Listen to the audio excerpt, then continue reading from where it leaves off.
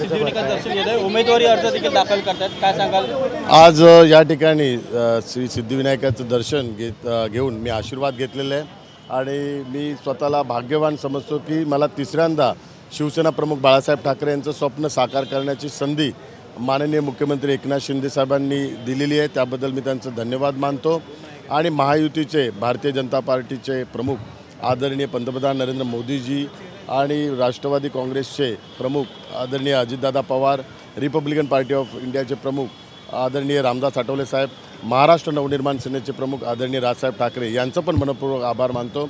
त्यांच्या सहकार्यामुळे आज महायुतीचा उमेदवार म्हणून या ठिकाणी संधी मिळाली, कारण दक्षिण मध्य लोकसभा मतदारसंघ हा शिवसेनेच्या दृष्टिकोनातून अत्यंत महत्त्वाचा मतदारसंघ आहे आणि 2 वेळा मला या ठिकाणी शिवसेना प्रमुखांचं स्वप्न साकार करण्याची संधी मिळाली।